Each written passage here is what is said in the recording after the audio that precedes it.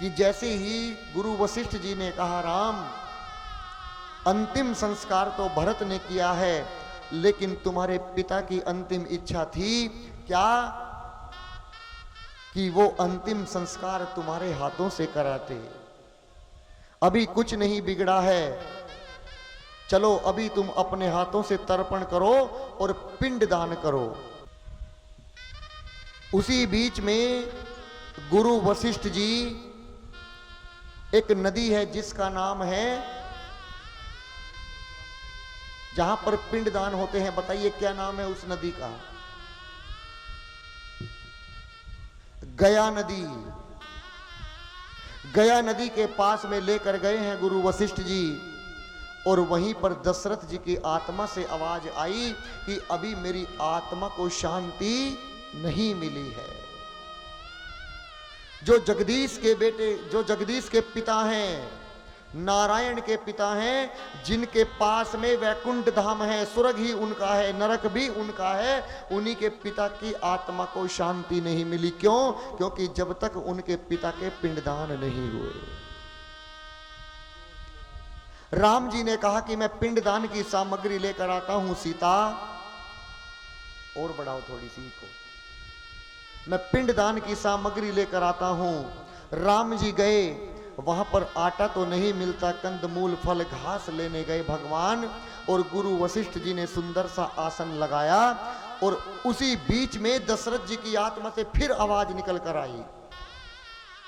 सीता जी ने सोचा कि देर हो जाएगी।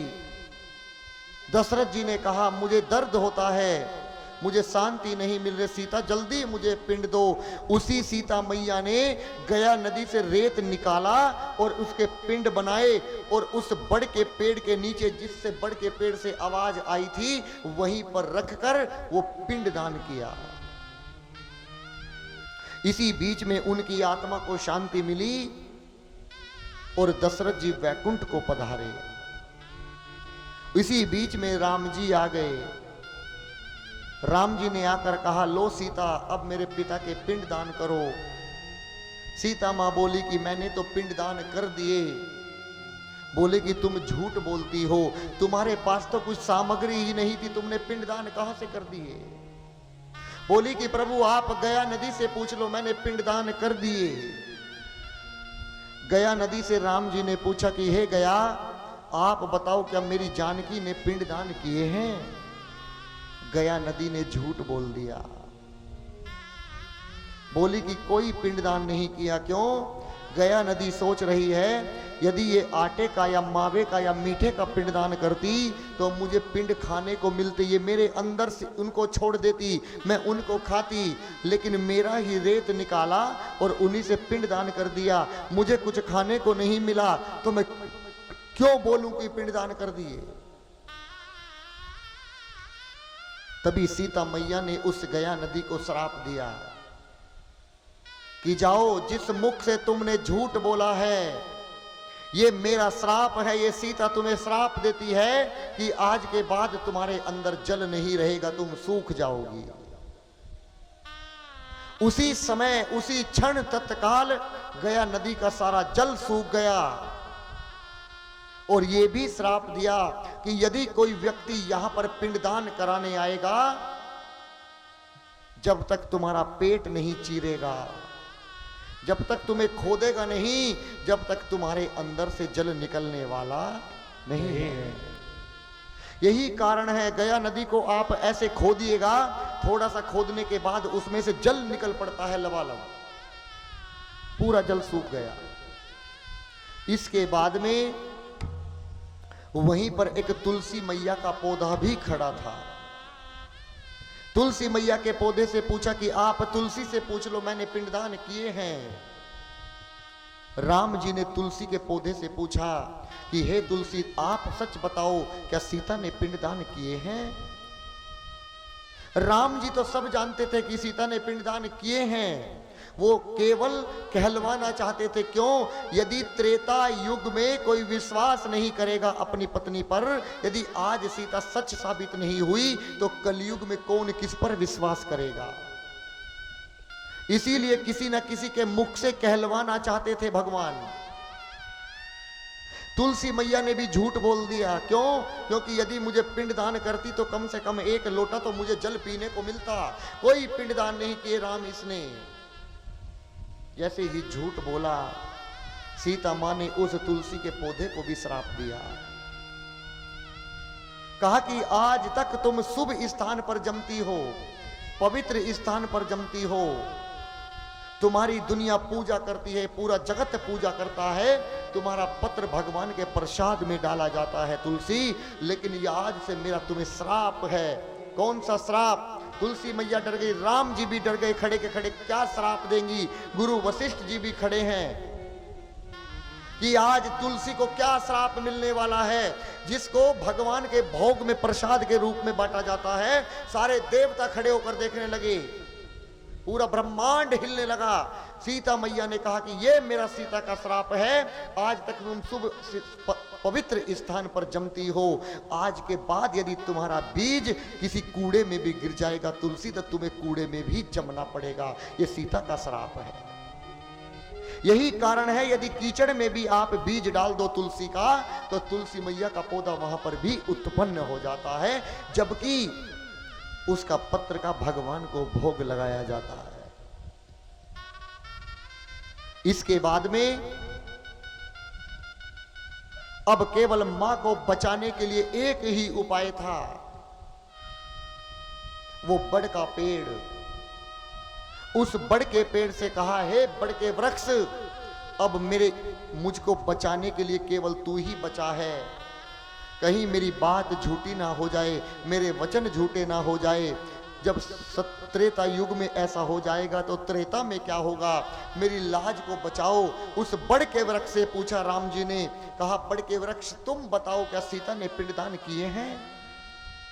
उस बड़ के वृक्ष ने कहा, हाँ राम, मैंने अपनी आंखों से देखा है, मेरे ही नीचे बैठकर दशरथ जी के सीता जी ने पिंडदान किए हैं।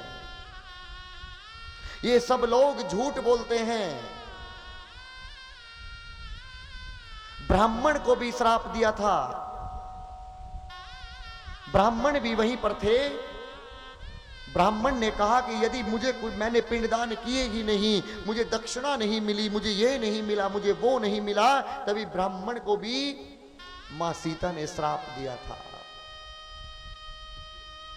जो कर्मकांडी ब्राह्मणों के लिए श्राप दिया था, मां सीता ने कहा था कि जाओ तुम कुछ भी, तुम्हें कोई कितनी भी दक्षिणा देगा, कितना भी धन देगा, लेकिन तुम्हारी तृप्ति कभी नहीं होगी, तुम असंतुष्ट रहोगे। ये मां जानकी ने श्राप दिया था।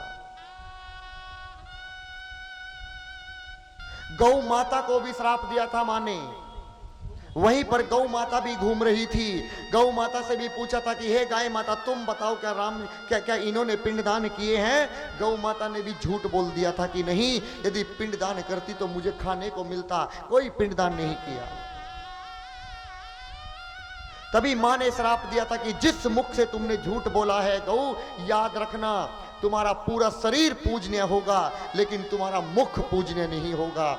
इसीलिए गाय का पीछे का हिस्सा पूजा जाता है, गाय का कभी आगे का हिस्सा नहीं पूजा जाता। यदि गाय का दान भी दिया जाता है तो गाय का दान आगे से नहीं दिया जाता, गाय की पूंछ पकड़कर दान दिया जाता है। ये गीता में भी लिखा है। गाय की आधी परिक्रमा होती है, जैसे शंकर भगवान के मंदिर की आधी परिक्रमा होती है। पूंछ की तरफ से चलना होता है और पांव के बीच में से पेट के नीचे से निकलकर उसी स्थान पर पीछे आओ। ये गाय की पूरी परिक्रमा मानी जाती है। आप बताइए, क्या गाय के मुख से जो झाग निकलता है क्या पूजनीय है? क्या नहीं है। गाय किसी बर्तन को झूठा कर दे, क्या वो बर्तन पूजनीय है? क्या नहीं है। लेकिन गाय के पीछे अंग से मूत्र निकलता है जिसको संसार पीता है, वो पूजनीय है। गाय के गोबर से अपने घर में लीपा जाता है, वो पूजनीय है। यही कारण है। जबकि गौ माता में सारे देवी देवता वास करते हैं। बड़ के पेड़ से पूछा, बड़ के पेड़ ने कहा मैंने देखा है, पिंडदान किए हैं। तभी मेरी माँ ने कहा कि जाओ बड़ के वृक्ष, आज यदि तुम ना होते तो मेरा क्या होता, आज मुझे इस दुनिया से जाना पड़ता, मैं अपने प्राण त्याग देती। मैं तुम्हें आशीर्वाद देती हूँ कि तुम्हारी आयु 1000 वर्ष से भी अधिक होगी। यही कारण है कि आज बड़ का वृक्ष पूजा जाता है। इसीलिए माता बहन, बड़ अमावस्या के दिन बड़ की टहनी के पूजने का चलन नहीं है, याद रखना।